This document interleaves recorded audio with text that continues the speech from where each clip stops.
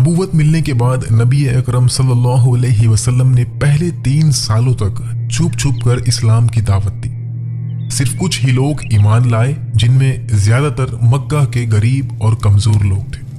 3 साल बाद अल्लाह के हुक्म से आप सल्लल्लाहु अलैहि वसल्लम ने सफा पहाड़ पर खड़े होकर मक्का के लोगों को इकट्ठा किया। आपकी अमानतदारी और सच्चाई से लोग वाकिफ थे, इसलिए सब जमा हो गए।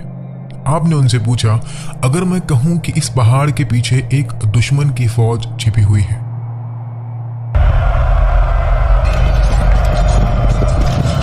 तो क्या तुम मुझ पर यकीन करोगे? सब ने एक साथ कहा, हाँ, आप सबसे सच्चे हैं। इस पर आप सल्लल्लाहु अलैहि वसल्लम ने फरमाया, तो सुनो, मैं तुम्हें एक सख्त अजाब से डराता हूँ।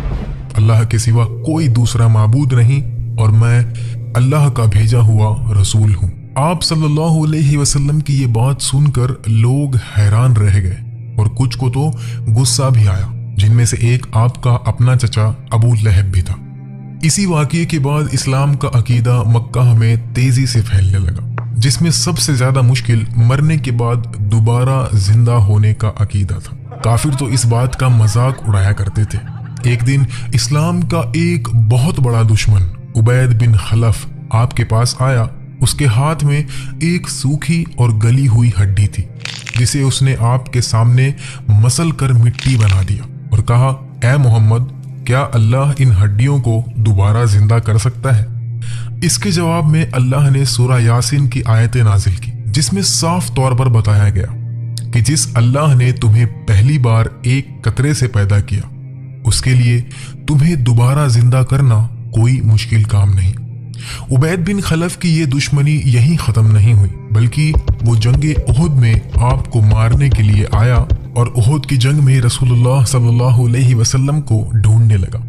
काफी टाइम ढूंढने के बाद जैसे ही उसने रसूलुल्लाह सल्लल्लाहु अलैहि वसल्लम को देखा, तो अपनी तलवार निकालकर अपने घोड़े को स्पीड देकर रसूलुल्लाह सल्लल्लाहु अलैहि वसल्लम की तरफ बढ़ने लगा। रास्ते में सहाबा इकराम ने जैसे ही उसका रास्ता रोका, तो रसूलुल्लाह ने सहाबा को तेज आवाज में फरमाया कि छोड़ दो, इसे आने दो। और फिर एक सहाबी से एक छोटा सा तीर लेकर उबैद बिन खलफ की तरफ फेंका। उबैद बिन खलफ ने तो एक मजबूत आर्मर और एक हेलमेट भी पहना हुआ था, जिसकी वजह से उसका जिस्म तो सारा छुपा हुआ था, लेकिन उसके जिस्म में एक जगह ऐसी थी जहां लोहे का कोई सपोर्ट नहीं था। उसकी